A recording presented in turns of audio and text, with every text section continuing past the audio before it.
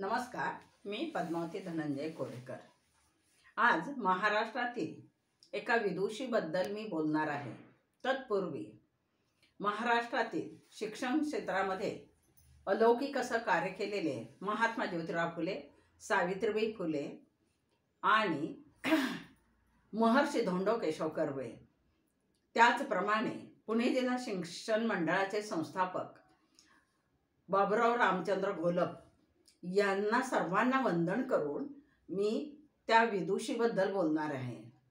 कोण ह्या विदुषी? महाराष्ट्रातील समाज सुधारक। कारण आपल्याला नेहमी असं होतं की चलती का नाम गाडी, आत्ताच्या लोकांच्या विद्वत्तेचा आपण गौरव करतो किंवा त्याचा इतिहासही वाचतो किंवा त्यांच्या इतिहासाबद्दल, त्यांच्या परिचयाबद्दल आपण सतत बोलत असतो।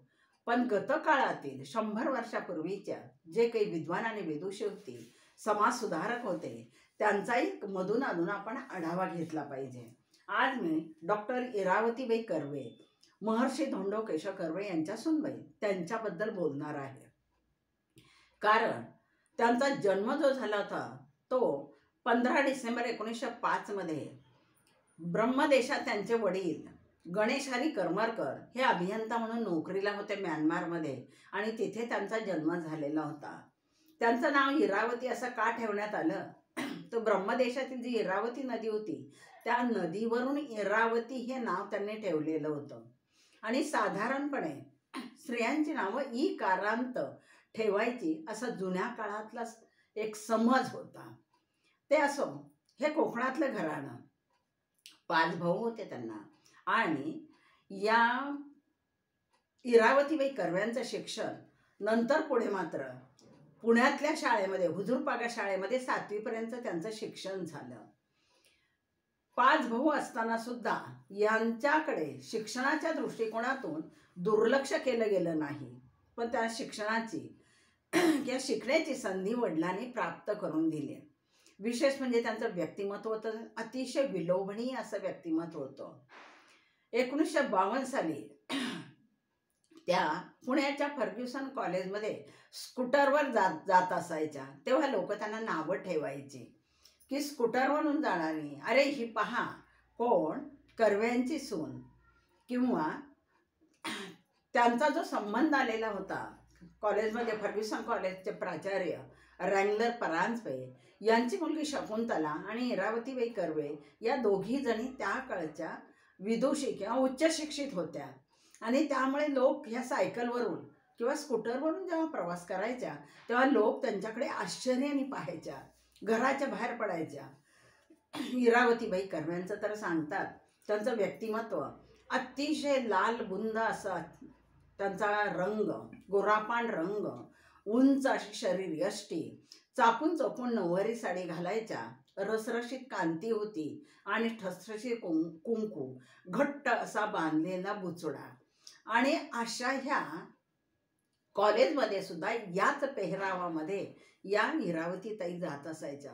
लोकांचं लक्ष त्यांच्याकडे वेधलंच जायचं, आणि लक्ष जरी त्यांचं वेधलं गेलं असलं तरी पण त्यांनी आपल्या दिनचर्येमध्ये, आपल्या विचारामध्ये मात्र फरक पडू दिला नाही। लोक नावं ठेवायची, चांगलेही म्हणायची, वाईटही म्हणायचे। मलाही आठवतं, मी आज यांचा का घेतला तर मी जेव्हा 1970 साली तर यांचं निधन झालेले इरावतीबाई कर्व्यांचं, त्यावेळेला मी कॉलेजमध्ये होते। घरातून, नातेवाईकांकडून खूप आक्षेप घेतले जायचे, खूप नावं ठेवली जायची। मुलीला काय शिकवायचं, मुलगी शिकवणं चांगलं आहे का, असं त्या काळातला समाज बोलायचा, आणि हे स्वतः मी अनुभवलेलं आहे। मग त्याच्यापूर्वी 50 वर्ष तर इरावतीबाईंनी किती सोचलं असेल। त्या 1922 साली मॅट्रिक झाल्या आणि 1926 साली तत्वज्ञान विषयात त्यांनी BAची पदवी घेतली। 1928 साली तर त्यांनी काय केलं माहिती आहे का, त्याच कॉलेजमध्ये, फर्ग्युसन कॉलेजमध्ये असताना प्राध्यापक म्हणून त्या लागल्या तिथे, आणि तिथे दिनकर धोंडो केशव कर्वे हे तिथे प्राध्यापक होते, आणि त्यांच्याशी त्यांचा विवाह जुळून आला। असं हे उच्च शिक्षित कुटुंब पुण्यामध्ये राहिलेलं। यांचा विषय मात्र, इरावतीबाईंचा विषय मात्र संशोधनाचाच असा। यांचे विचार, यांची बुद्धी ही संशोधनात्मक होती। सतत वाचन करणं, संशोधन करणं, विशेष करून त्यांनी मानववंशशास्त्र, समाजशास्त्र, महाराष्ट्र संस्कृती, स्त्री जीवन याच्याबद्दल तर खूप सारं त्यांनी लेखन केलेलं आहे. विशेष म्हणजे त्यांचं युगांत आणि इतर काही ललित लेख खूप प्रसिद्धीला पावलेले आहेत.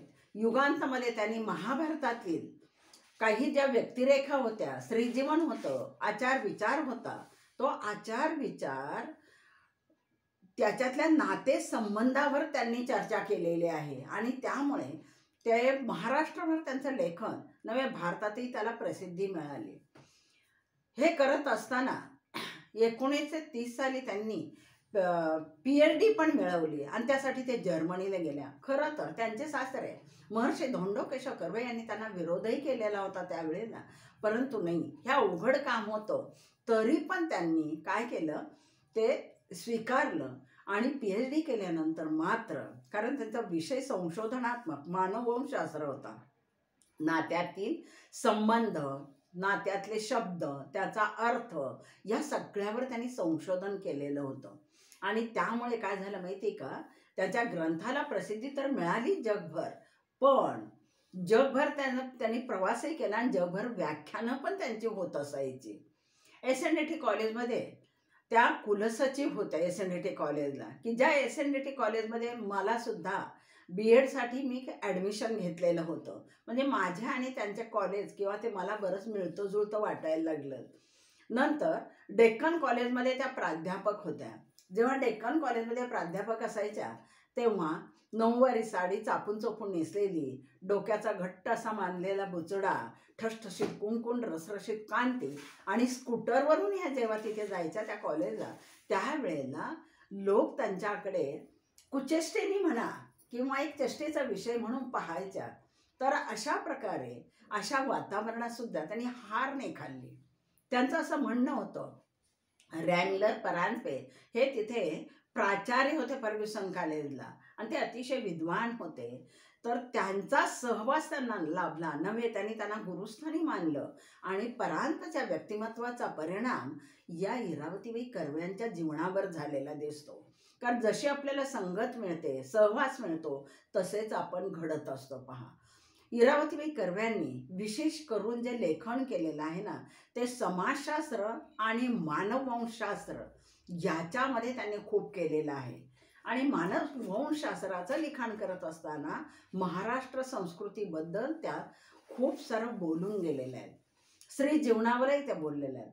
त्यांना स्त्री जीवनाबद्दल बोलायचं नव्हतं, पण लेखनातून मात्र विचार, तसेच पुरोगामी विचार त्यांच्या महाराष्ट्र संस्कृतीच्या स्त्री जीवनाबद्दल बाहेर पडलेले आहेत. त्यांनी ललित लेखनही केलेलं आहे. ललित लेखनामध्ये त्यांची युगांत ही कादंबरी तर खूप गाजलेली आहे. स्वतःचं आत्मचरित्रही त्यांनी लिहिलेलं आहे.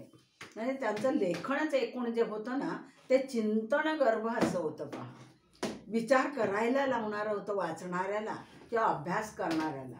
आयुष्यभर त्यांनी तेच केलेलं. 65 वर्षाचं जे आयुष्य त्यांना मिळालं त्याच्यामध्ये त्यांनी संशोधन, जगभर प्रवास, जगभर व्याख्यानच दिलेली होती. त्यांचं किनशिप ऑर्गनायझेशन इन इंडिया हा जो प्रबंध होता ना, तो ग्रंथ होता ना, तो जगभर गाजला, त्याला जगभर प्रसिद्धी मिळाली. आणि यात ग्रंथामध्ये काय सांगितलेलं होतं, तर नातेदारीचे संबंध सांगितलेले होते, की आपले संबंध कसे असावे, कुटुंबामधले संबंध कसे असावे, समाजातले संबंध कसे असावेत, हे त्यांनी महाभारतामध्ये, युगांतमध्ये सुद्धा तेच त्यांनी आपल्या विचारातून तिथे मांडलेलं आहे. खरं तर रूढ अर्थाने त्या स्त्रीवादी नव्हत्याच, म्हणजे त्यांना स्त्रियांच्याच बद्दल बोलायचं होतं असं नव्हतं. स्त्रीवादी विचार पुरुषांच्या बरोबरीनं जेव्हा आपण समानता मागतो तेव्हा त्या म्हणायच्या की पुरुषाच्या बरोबरीने समानता काय मागता, त्यांच्यापेक्षा जास्त मागा, तुम्हाला मिळवता येईल आणि तुम्ही ते पेलू शकाल, असा खूप मोठा पुरोगामी विचार इरावतीबाई कर्व्यांचा होता. खरं तर त्यांच्या सासऱ्यांनी महिलांसाठी विद्यापीठ काढलं, ते त्यांना तसं पसंत पडलं नाही. ते म्हणजे महिलांना, फक्त महिलांसाठीच कशाचं ते विद्यापीठ, महिलांना आणि पुरुषांना एकत्र शिकू द्या आणि त्याच्यातून त्यांना जर स्वतःची भरारी मारता आली तर मारू द्या, शिकू द्या, असे त्यांचे पुढारलेले विचार होते. महाराष्ट्र संस्कृती तर त्यांच्या लेखनात अगदी वाक्यात आणि शब्दात आपल्याला त्यांची पाहायला मिळते. त्याच्याबद्दलच त्याने मानववंशशास्त्र आणि समाजशास्त्र हा अभ्यास करताना त्यांनी हिंदू समाज रचना, समाज एक अन्वयार्थ आणि महाभारतातली नाती किंवा दुसरं किनशिप ऑर्गनायझेशन इन इंडिया, युगांत, हे महाभारतातल्या संबंधाबद्दल असणारा हा ग्रंथ. तर मानववंशशास्त्र आणि समाजशास्त्र ह्याच्याबद्दलच त्यांनी प्रचंड लेखन केलं, संशोधन केलं. नव्हे, महाराष्ट्रामध्ये जिथे जिथे कुठे उत्खननं व्हायची किंवा संशोधनं व्हायची त्या अग्रभागी असायच्या, त्याच्यामध्ये असायच्या आणि तितक्या त्या विद्वानही होत्या.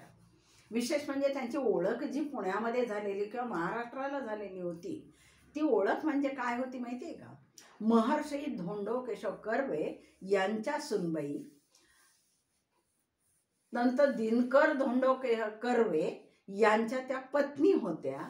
आणि हे असताना सुद्धा की ही तर नाती आहेतच, पण या नात्याव्यतिरिक्त मला दुसरा काही नातेसंबंध नाही का, असा एक विचार त्यांच्या मनात सहज झाला. एकदा सहज एका समारंभामध्ये जेव्हा त्या गेल्या त्यावेळेला त्यांची ओळख अशीच करून दिली की महर्षी इरावतीबाई, डॉक्टर इरावती कर्वेबाई या संशोधक आहेत, व्याख्यात्या आहेत, ललित लेखनावर यांचा प्रचंड पगडा आहे, अशी सगळी ओळख करून दिल्यानंतर ह्या कोण? तर करमरकरांची लेख, महर्षी धोंडो केशव कर्व्यांची सून आणि दिनकर धोंडो कर्व्यांची ही पत्नी, अशी ओळख तिथे करून आली. त्यांचं मन जरा थोडंसं बेचैन झालं, चलबिचल झालं की माझी ओळख एवढीच आहे का? कोणाची तरी पत्नी, कोणाची तरी सून आणि कोणाची तरी मुलगी. पण योगायोगानं ते विचार त्यांच्या मनात घोळत असताना त्या जेव्हा रस्त्याने चालल्या त्यावेळेला एक मुलांचा घोळका रस्त्यावर खेळत होता आणि जाता जाता मुलांनी एकदम ओरडली, 2-4 मुलं, अरे ह्या आमच्या वर्गातल्या कर्व्याची आई आहे. हा शब्द ऐकल्यावर मात्र त्यांना खूप भरून आलं आणि हो, त्या म्हणल्या माझ्या जीवनाची परिपूर्ती झाली की मी कुणाची तरी पत्नी आहे, मुलगी आहे, सून आहे, यापेक्षा मी कुणाची तरी आई आहे, ही पण ओळख मला आहे. आणि अशी ओळख महाराष्ट्राला, भारताला नव्हे जगाला सुद्धा इरावतीबाई कर्वे यांनी आपल्या स्वतःच्या कर्तृत्वानं करून दिलेले आहे. म्हणजे जे कर्तृत्व आहे ते सासऱ्याच्या, नवऱ्याच्या किंवा वडिलांच्या याच्यावर नाही. आणि एकूण त्यांनी महाराष्ट्र संस्कृतीमध्ये संदेश जो दिला तो सुद्धा स्त्रियांना असाच दिलेला आहे की स्त्रीवादी भूमिका न ठेवता त्याहीपेक्षा पलीकडे आपण काहीतरी करू शकतो. नव्हे, ते सहज शक्य आहे. केल्यानं होत आहे रे, आधी केलेची पाहिजे, या उक्तीप्रमाणे इरावतीबाई कर्व्यांनी आपला संपूर्ण जीवनकाळ या संशोधनामध्ये त्यानंतर समाज सुधारणेमध्ये घालवलेला आहे. तर अशा ह्या इरावतीबाई कर्व्यांचं निधन 11 ऑक्टोबर 1970 रोजी पुण्यातच झालेलं आहे. त्यावेळेला जेव्हा आम्हाला कॉलेजमध्येच होते मी पण SYला, तर त्यावेळेला जेव्हा त्यांचं केलं की मोठ्या विदुषी होत्या, विद्वान होत्या, असं कळलं की बापरे, आपल्याही अगोदर 50 वर्ष मुली शिकतच होत्या ना. कारण आमच्या वेळेला जेव्हा मुली शिकायला लागल्या त्या वर्गात, प्रत्येक वर्गात एखाद दुसरीच मुलगी शिकायची आणि तेही घरातल्या पालकांच्या धाडसामुळेच शिकत असायची, अन्यथा शिक्षण मिळत नसायचं. आणि समाजही त्या मुलींकडे वेगळ्या नजरेनं पाहायचा. मला आठवतं, मी जेव्हा संपूर्ण शिक्षण महाविद्यालयीन घेतलं त्यावेळेला किंवा कॉलेजचं शिक्षण माझं झालं त्यावेळेला घराच्या उंबरठ्यापासून म्हणा, नातेवाईकापासून म्हणा, असे आक्षेप खूप मिळायचे. लोक म्हणायचे काय शिकवायची गरज आहे, कशाला शिकवायचं. परंतु माझे आई वडील सुशिक्षित होते, आई अडाणी होती, वडील सुशिक्षित होते, पण दूरदृष्टी मात्र खूप मोठी भारी होती असं मी म्हणेन. इरावतीबाई कर्वे शिकलेले होते, आई शिकलेली नव्हती, पण त्यांनी माझं अगदी पदवीपर्यंत शिक्षण घेण्यास मला परवानगी दिली आणि माझं शिक्षण झालं. जेव्हा मी नोकरी केली तेव्हाही मला समाजातून खूप आक्षेप आले, परंतु ज्या संस्थेत मला नोकरी मिळाली ते पुणे जिल्हा शिक्षण मंडळाचे संस्थापक हे स्वर्गीय रामचंद्र बाबूराव घोलप यांच्या संस्थेमध्ये बाबूराव रामचंद्र घोलप यांच्या या संस्थेमध्येच नोकरी केली. कारण तिथेच माझे यजमान पुणे जिल्हा शिक्षण मंडळाच्या नवभारत हायस्कूल शिवणेमध्ये शिवव्याख्याते दादासाहेब कोरेकर हे तिथेच नोकरीला होते आणि तिथेच मला नोकरी मिळावी असा यजमानांचा आक्षेप असल्यामुळे नोकरी मला तिथे मिळाली. म्हणजे ही समाजाची बंधनं होती काहीतरी. आणि घोलप साहेबांनी पण माझी ती इच्छा, म्हणजे आमच्या घराण्याची इच्छा ती पूर्ण केली. तर अशा ह्या सर्व विद्वानांना, शिक्षण महर्षींना वंदन करून मी आजच्या दिवशी थांबते. जय हिंद, जय महाराष्ट्र.